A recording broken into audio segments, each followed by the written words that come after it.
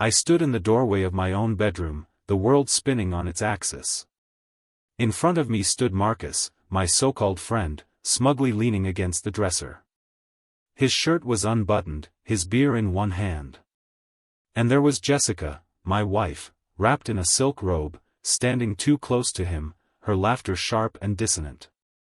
It wasn't just the scene but the audacity of it all that made my blood boil. "You're late, babe," Jessica said, her voice syrupy but laced with irritation, as though I was the intruder in my own home. Marcus took a swig of beer, his smirk widening. "We were just catching up." Catching up? That bastard sat on my bed, in my room, with my beer. The audacity of his presence filled the room like a noxious cloud. I wasn't sure what came over me, but before I could think twice, I grabbed him by the throat. "Listen to me, you useless piece of shit," I growled, pulling him close enough that I could smell the hops on his breath. "You came into my house, casually drank my beer, and claimed you're going to," my voice cracked with rage. "Do you think you're immortal?" His face turned purple as he wheezed and clawed at my hand, gasping for air. Jessica screamed, her voice piercing the room like shattered glass. "Honey, let him go. This isn't cheating, I'm being honest with you." That line stopped me cold. My grip loosened, and Marcus collapsed to the floor, coughing and gasping like the pathetic worm he was. "What the hell did you just say?" I demanded, turning to her.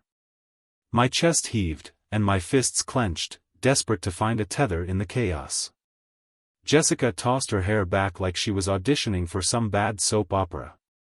I said, "This isn't cheating. I've told you about Marcus. I've been honest." "Honest?" The word tasted bitter on my tongue. "So you're telling me you brought this clown into our home too?" My voice broke again. I couldn't even finish the sentence. Marcus had the audacity to chuckle. "Man, take it easy. It's not what you think." I turned on him, my boot connecting with his gut, sending him sprawling backward. He groaned, clutching his stomach like the coward he was. Jessica shrieked again. "Stop it. This is your problem, you always go too far." I pointed a shaking finger at her, my anger bubbling over into something I could barely control.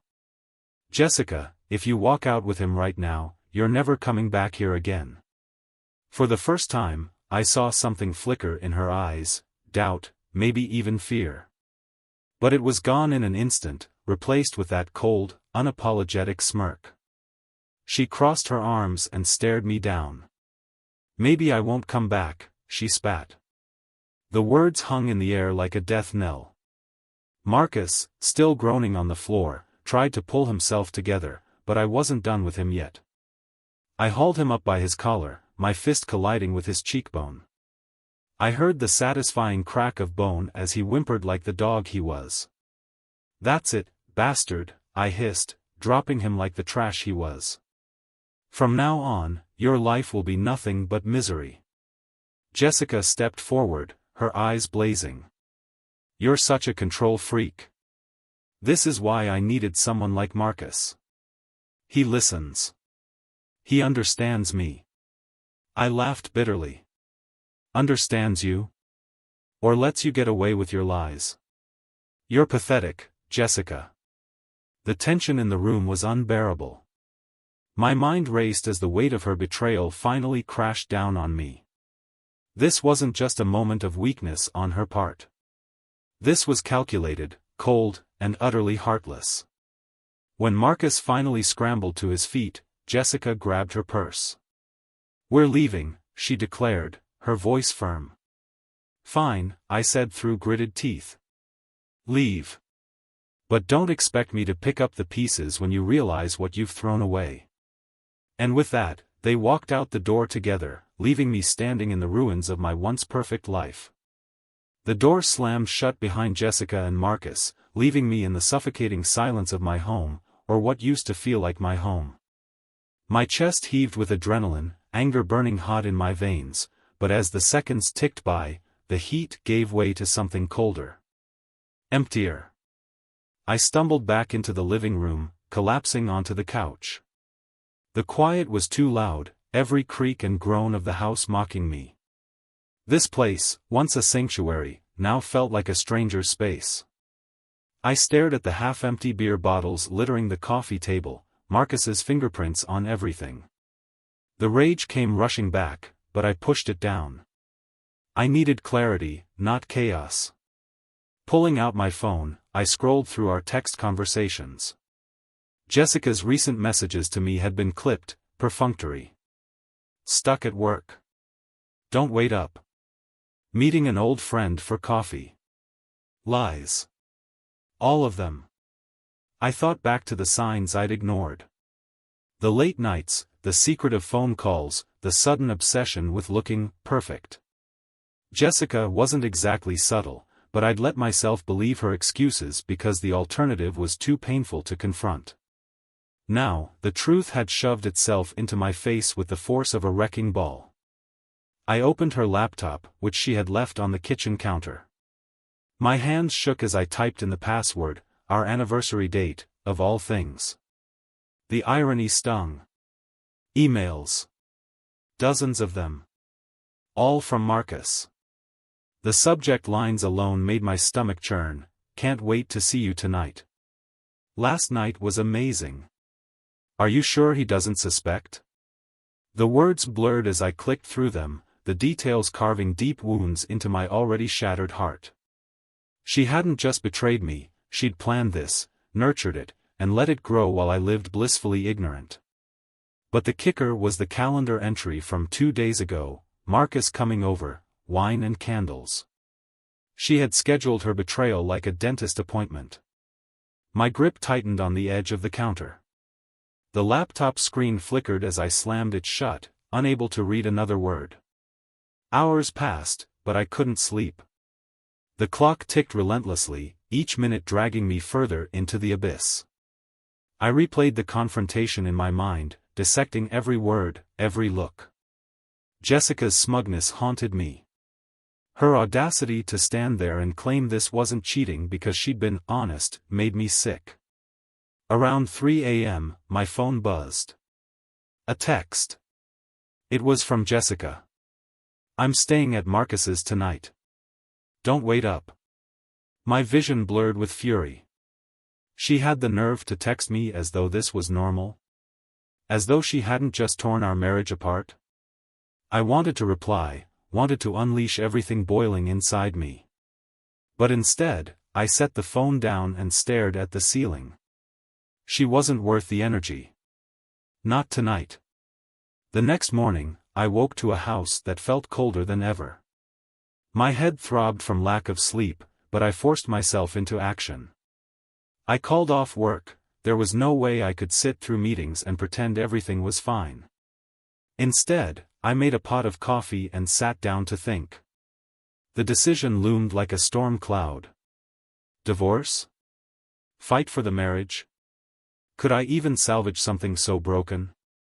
Before I could get far, the sound of a key turning in the front door broke my train of thought. Jessica walked in, sunglasses perched on her head and a Starbucks cup in hand, as though nothing had happened. "What are you doing here?" I asked, my voice cold. She shrugged.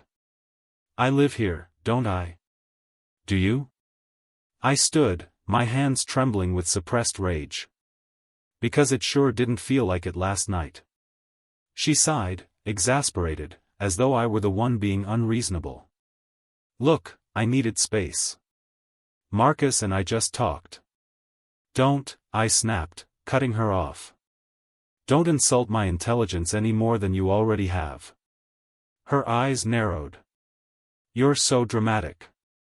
It's not like I was hiding anything." My laugh was bitter. "No? Then explain the emails.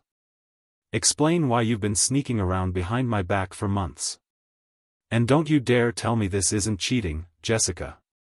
Her face hardened, the mask of indifference slipping. "I told you, I've been honest. I needed something more, okay? You've been so boring." The words hit me like a slap. Boring? I repeated, disbelief thick in my voice. That's your excuse for destroying everything we built? You destroyed it, she shot back, stepping closer, her tone venomous. With your controlling attitude. Your constant need to have things your way. Marcus listens. He gets me. Marcus is a parasite, I spat. And you let him feed off this marriage until there was nothing left. She rolled her eyes, her dismissiveness infuriating. Oh, spare me the dramatics. If you really loved me, you'd try to understand. That was it. The final nail in the coffin. I stepped back, my voice eerily calm. You're right, Jessica. I don't understand. And I don't think I ever will. She smirked, as though she'd won. I knew you couldn't handle it. I didn't respond. I couldn't. All I could do was watch as the woman I once loved stood before me, a stranger in every sense of the word. Jessica didn't stay long. She sauntered out after our exchange, muttering something about needing to meet Marcus. The door slammed behind her, leaving me in a silence that felt heavier this time. This wasn't just betrayal, it was pure contempt. She didn't care about the damage she'd done. She didn't care about me. For the first time since this nightmare began, my emotions weren't a chaotic jumble. They sharpened into a singular, chilling focus. This wasn't going to end with me playing the broken-hearted fool. I poured another cup of coffee, pulled out my laptop, and started researching. By noon, I had a plan. First, I called my lawyer, a sharp, no-nonsense woman named Erica who had handled a friend's messy divorce. Erica listened intently as I recounted everything. Her voice was steady but firm. Nick, she said, I won't sugarcoat this. The courts might not care about infidelity unless you can prove marital assets were used to fund her extracurricular activities. Do you have evidence of that? I'll get it, I said, gritting my teeth. Good. Keep everything documented. Texts, emails, receipts, anything that ties her betrayal to your finances. We'll build a case. The call left me feeling strangely empowered. For the first time in days, I wasn't reacting to Jessica's chaos, I was taking control. That evening, I did something I hadn't done in years. I invited my best friend, Brian, over. We'd drifted apart over the years, thanks in part to Jessica's subtle manipulations. She'd always found ways to make me feel guilty for spending time with him. When Brian arrived, he took one look at me and shook his head. Man, you look like hell. I laughed bitterly. You have no idea. As we sat on the couch, I told him everything. His face darkened with every detail. She's a piece of work, he said when I finished. And this Marcus guy? He's lucky you didn't break more than his face. I wanted to, I admitted, my jaw tightening. Brian leaned back, crossing his arms. You know, I never liked her. She always had this smugness about her, like she thought she was better than everyone. Hearing that stung, but I couldn't deny it. Jessica's charm had always had an edge to it, an undercurrent of superiority that I'd once found intoxicating. Now, it felt like poison. What's your plan? Brian asked. Divorce, I said without hesitation. But I'm not letting her walk away from this unscathed. Brian smirked. That's the Nick I know. Let me know how I can help. The next few days were a whirlwind of preparation. I combed through bank statements, tracking every unexplained withdrawal and credit card charge. Dinners at fancy restaurants I'd never been to, hotel stays during weekends when she'd claimed to be visiting her sister. Each discovery was a fresh wound, but it also fueled my determination. Jessica hadn't just cheated on me, she'd stolen from me, using the life we built together to fund her little escapades. And then there was Marcus. Brian, ever the resourceful friend, did some digging and found out more about him. Turns out, Marcus had a history. 2 other men had gone through similar situations with him. He'd wormed his way into their lives, stolen their wives, and left destruction in his wake. I wasn't going to be his next victim. Jessica finally returned one evening, strutting in as though she owned the place. She barely acknowledged me as she dropped her purse on the counter and headed for the bedroom. "Jessica," I said, my voice cutting through the air like a blade. She paused, turning to face me with that same smug expression. "What?" "We need to talk." She sighed dramatically, as though I was an inconvenience. "About what, Nick?" "I'm tired." "Tired from screwing Marcus?" The words were out before I could stop them. Her eyes narrowed. "Oh, grow up." I stepped closer, my hands clenched at my sides. "I have. I've grown up a lot in the past week. And I've realized something: you don't respect me. You don't respect this marriage. Hell, you don't respect yourself." Her face twisted in anger. "Don't you dare." "No, you don't dare," I snapped, my voice rising. "You think you can walk all over me, lie to me, humiliate me? You've underestimated me, Jessica. And you're going to regret it." Her eyes widened slightly, but she quickly masked it with a sneer. "Oh, please. What are you going to do? Cry some more?" I laughed, a cold, bitter sound. "No, Jessica. I'm going to make sure you get exactly what you deserve." Later that night, after she'd gone to bed, separate rooms now, I made another call to Erica. "I have enough," I told her, detailing everything I'd found. "Good," she said. "I'll start drafting the paperwork." "But, Nick, are you sure you want to go through with this? Divorce can get ugly." "Not as ugly as staying in this marriage," I said firmly. As I hung up, I felt a strange sense of calm. The storm wasn't over, but for the first time, I wasn't just weathering it, I was steering my ship through it. Jessica might have shattered our life together, but she hadn't broken me. And as I stared out the window at the darkened sky, I vowed to myself that she never would. The days following Jessica's return were a masterclass in Cold War diplomacy. She barely spoke to me, and when she did, her words dripped with disdain. It wasn't anger that she'd been caught, it was annoyance that her game had been disrupted. But I wasn't playing the same game anymore. I had stopped begging for explanations, stopped pleading for her to see reason. Now, my focus was on the endgame, and every move I made was deliberate. One morning, as I sipped my coffee at the kitchen table, Jessica breezed in, her perfume overpowering and her phone glued to her hand. She didn't look at me. "Out with Marcus today?" I asked casually, not looking up from my laptop. Her fingers froze over the screen for a fraction of a second before she continued scrolling. "Not that it's any of your business, but yes," she said, her tone sharp. "Oh, it's my business," I said, leaning back in my chair. "Everything that goes on in this house is my business. For now."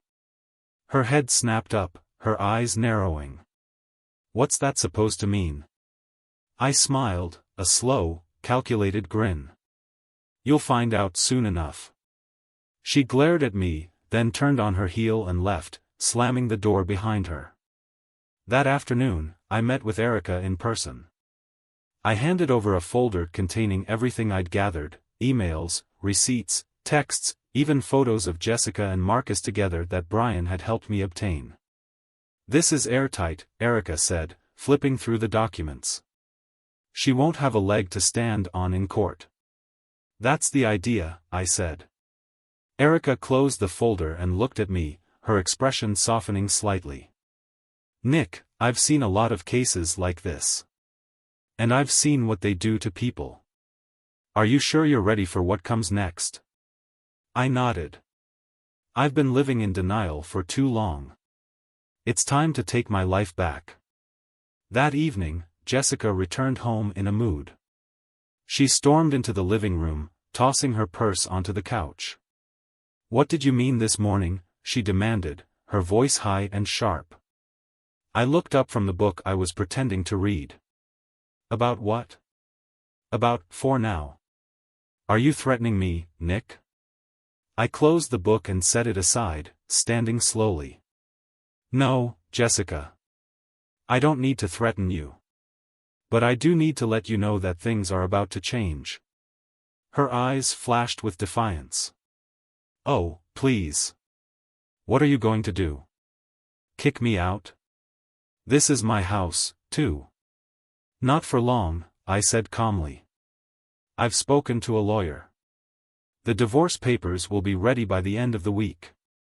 For the first time, I saw real fear flicker across her face. She quickly masked it with a sneer.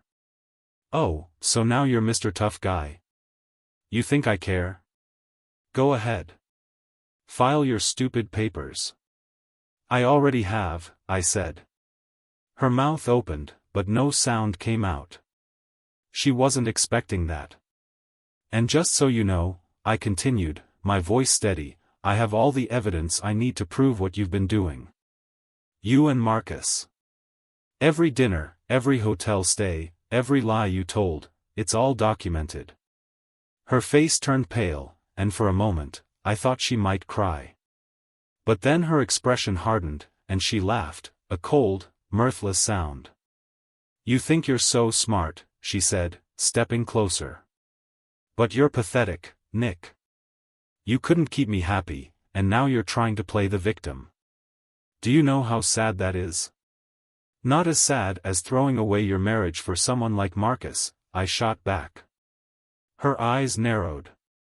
You'll regret this, she hissed. I already regret marrying you, I said. The next few days were a blur of logistical chaos. Jessica, true to her nature, didn't make anything easy. She stormed around the house, slamming doors and muttering under her breath. At one point, she even threatened to take me for everything I had. But Erica was one step ahead. By the time Jessica received the divorce papers, every financial safeguard was in place. She couldn't touch my savings or assets, and I had ample proof of her infidelity to ensure she wouldn't walk away with more than she deserved, which, in my mind, was nothing. One evening, as I was packing up some of her things to move them into the spare room, she confronted me again. You really think this is going to make you happy? She spat. No, I admitted. But it's going to give me peace. And that's worth more than anything you've ever given me. Her jaw tightened, and for a moment, I thought she might apologize. But then she turned and walked away, slamming the door behind her. The final confrontation came a week later. Jessica had been dragging her feet about moving out, claiming she needed more time to figure things out. I wasn't buying it. That evening, as she sat on the couch scrolling through her phone, I walked into the living room with her packed bags. What's this? She asked, her tone icy. It's time, I said simply. You need to go. She stood, her eyes blazing.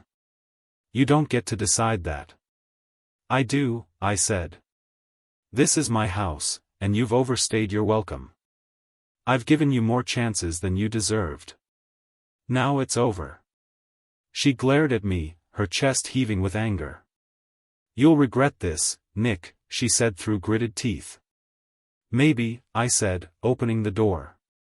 But not as much as I'd regret letting you stay. And with that, I watched her walk out of my life, dragging her suitcases behind her. For the first time in weeks, the house felt quiet. Peaceful. And I knew I'd made the right decision.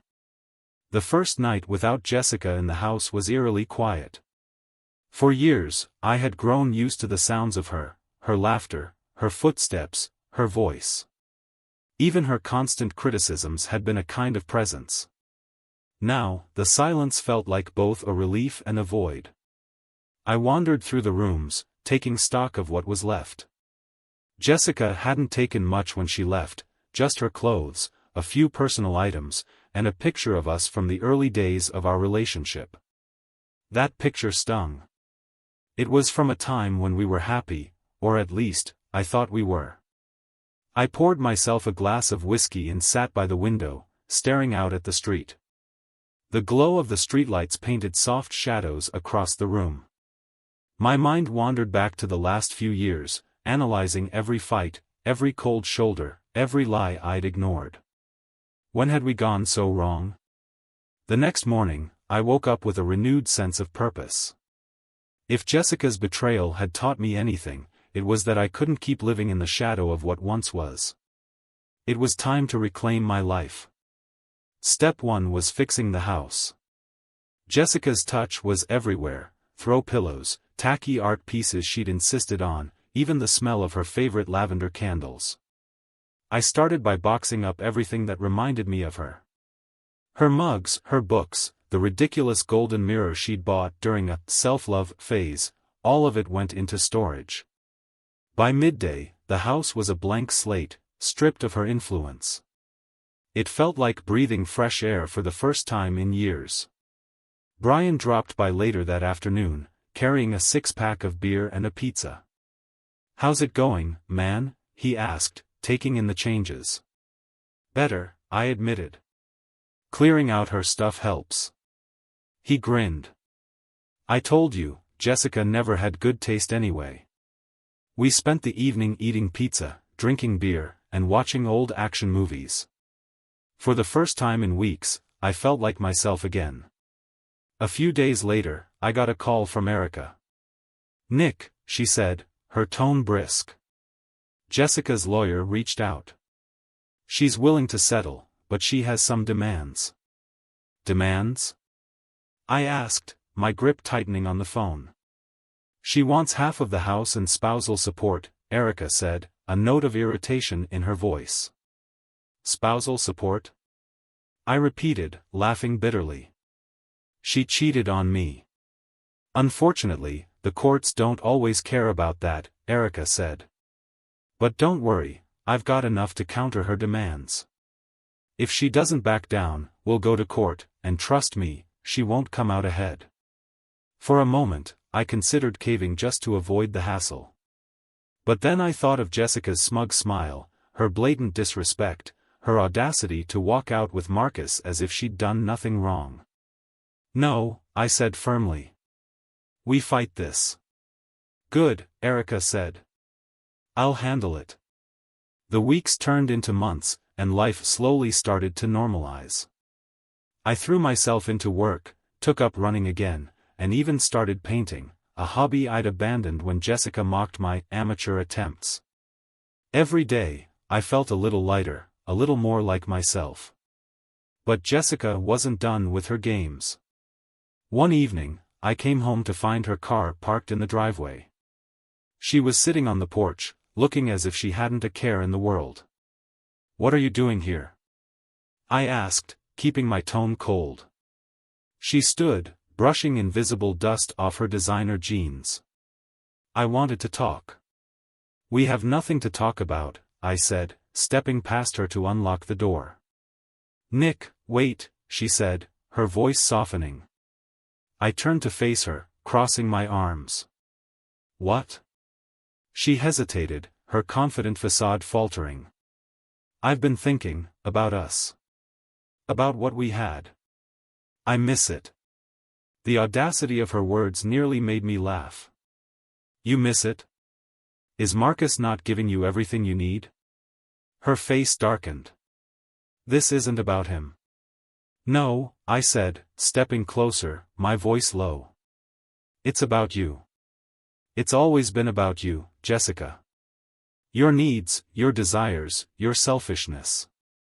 I'm done playing your games." She flinched but recovered quickly, her eyes narrowing. "You're going to regret pushing me away, Nick." "Maybe," I said, opening the door. "But at least I'll have my dignity." Jessica's visit stirred up old emotions, but it also solidified my resolve. I wasn't going back to that toxic cycle. The divorce finalized a month later. Erica called me with the good news. "She folded," Erica said. "You keep the house. No spousal support. Just a clean break." Relief washed over me. It was finally over. The first thing I did after the divorce was finalize was repaint the living room. Gone were the pale lavender walls Jessica had insisted on. I chose a deep, calming blue, a color that felt like a fresh start. As I rolled the paint onto the walls, I realized something. I wasn't just reclaiming my house, I was reclaiming myself. Jessica had taken a lot from me, my trust, my peace, my belief in love. But she hadn't destroyed me. I finished the last stroke of paint, stepped back, and smiled. This was my life now. And I was ready to live it. Life had been quiet for a while, almost too quiet. I'd fallen into a routine of work, gym, and the occasional beer with Brian. The house was mine now, in every sense of the word, and the newfound peace was something I treasured. But life has a funny way of pulling the rug out from under you. One Thursday evening, I was in the garage, fiddling with an old guitar I'd been meaning to restring for months. The faint hum of a distant car engine broke through the quiet.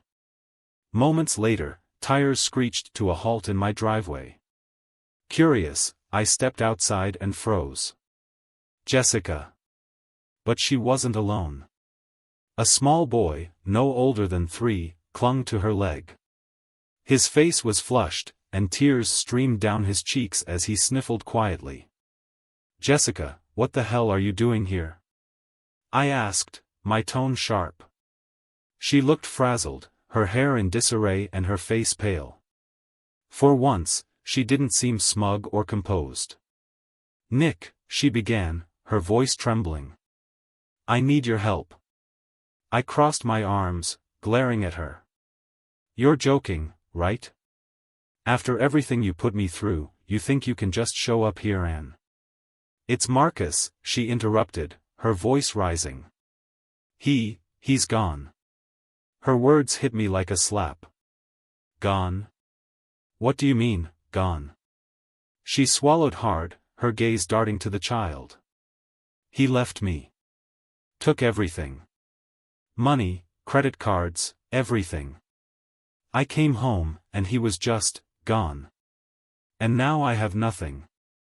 I can't. I cut her off, anger bubbling to the surface. So, what? You think I'm some kind of backup plan? You think I'll just swoop in and save you because Marcus turned out to be the scumbag everyone but you saw him as? Nick, please, she pleaded, her voice cracking. I don't have anywhere else to go. And I can't, she gestured toward the boy. I can't do this alone. That's when it hit me. I stared at the child, his innocent eyes wide and fearful. He had curly brown hair and a small birthmark on his cheek. There was something hauntingly familiar about him. Jessica, I said slowly, my voice trembling. Who is this? Her eyes filled with tears, and she looked away. Jessica. I shouted, my heart pounding. He's yours, she whispered. The words hung in the air like a thunderclap. I stumbled back, my head spinning. What are you talking about? Jessica stepped closer, her hands trembling. I didn't know how to tell you. I found out after Marcus and I started seeing each other. I thought it would be easier if I just let him believe the baby was his. You thought, I choked on the words, anger and disbelief warring within me. You thought it would be easier to lie to me? To let me go on thinking we were just two broken people instead of a father and mother? She burst into tears, cradling her face in her hands. I'm sorry, Nick. I'm so sorry. I didn't know what to do. For a moment, I just stood there, staring at her. Then I looked at the boy, my son, and everything shifted. He was trembling, his little hands clutching at Jessica's leg as if she were his only lifeline.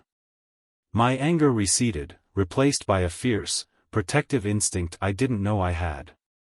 Hey, buddy, I said softly, crouching down to his level. What's your name? The boy hesitated, glancing at Jessica before mumbling, Liam. Hi, Liam, I said, forcing a smile despite the chaos swirling inside me. "I'm Nick." He stared at me for a moment, then buried his face in Jessica's leg. That night was a whirlwind. Jessica refused to leave, and against my better judgment, I let her and Liam stay in the guest room. After Liam fell asleep, I confronted her in the living room. "You owe me the truth," I said, my voice low and steady. "No more lies. No more half-truths. Start from the beginning." Jessica nodded, her eyes red and swollen. I didn't know I was pregnant until after things started falling apart between us. By then, Marcus had come into the picture. He made me feel wanted in a way I hadn't felt in a long time. When I found out I was pregnant, I told myself it was his. It was easier that way. Easier for who? I snapped. Certainly not for Liam. Or me. Tears spilled down her cheeks, but I didn't care. "Nick, I messed up," she said, her voice cracking. "I know that. But Marcus is gone, and I can't do this alone. Liam deserves better than this. He deserves you."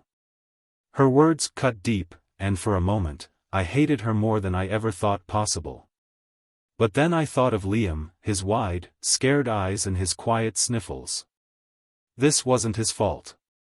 "I need time to process this," I said, standing. "But don't mistake my compassion for weakness, Jessica. You don't get to come back into my life and expect things to be the same." "I don't want them to be the same," she said softly. I want Liam to have a chance." I nodded, more for myself than for her. "We'll figure it out. But on my terms." As I walked to my bedroom, I felt the weight of 1,000 emotions bearing down on me. Anger, betrayal, confusion, but also a strange, unfamiliar hope. Because despite everything, I had a son. And no matter what Jessica had done, I wasn't going to let him down. The days after Jessica's revelation were a chaotic swirl of emotions and logistics. Having Liam in the house changed everything. His innocent laughter and curious nature brought life to the place, even as his presence amplified the tension between Jessica and me. I didn't trust her, how could I? But Liam was blameless in all this. He was a bright-eyed, clever little boy who quickly warmed up to me.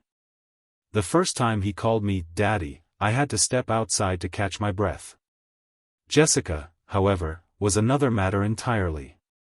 One evening, after Liam had fallen asleep, Jessica and I sat in the living room. I'd made it clear we were only cohabiting for Liam's sake until I figured out the next steps. "We need to talk about custody," I said, breaking the silence. Jessica looked up from her phone, her expression guarded. "What do you mean?" "I mean, I'm not going to let you waltz in and out of his life whenever it's convenient for you. If Marcus showed me anything, it's that you're not exactly the model of stability." Her eyes flashed with anger. "That's rich, coming from the guy who couldn't make me happy." I laughed, a bitter, humorless sound. "Oh, right, Jessica. Because your happiness was my sole responsibility. It's always about you, isn't it? Even now, when we're talking about Liam, you're making it about yourself." Her jaw tightened. "I'm his mother. You can't just cut me out of his life." "I don't want to cut you out," I said, my voice firm.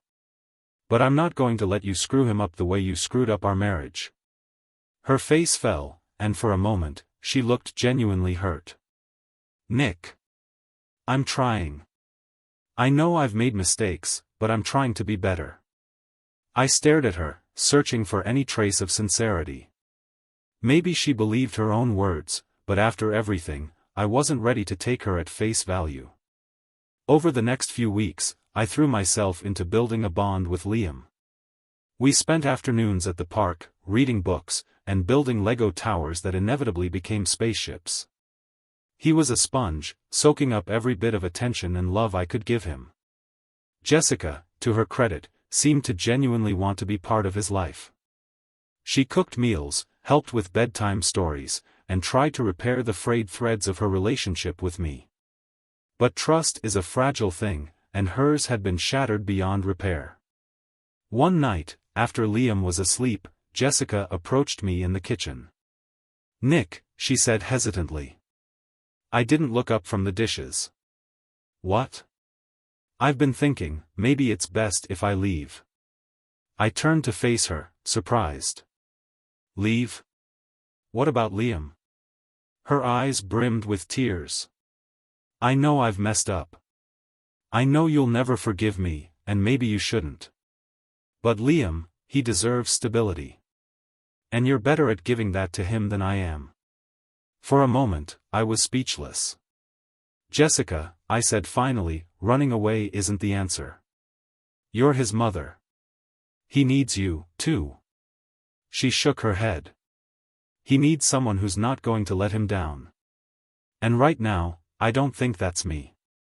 Her words hung in the air, heavy with regret and a hint of truth.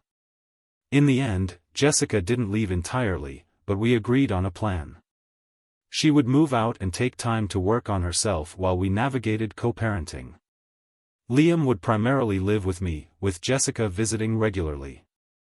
It wasn't perfect, but it was a start. The first night after she moved out, the house felt quiet again, but this time it wasn't the lonely kind of silence. It was peaceful, punctuated by Liam's soft breathing through the baby monitor. Months turned into a year, and life found a new rhythm. Liam thrived, his laughter filling the house and his joy reminding me of what truly mattered. Jessica stayed true to her word, showing up consistently for Liam and slowly rebuilding her relationship with him, and, to a lesser extent, with me.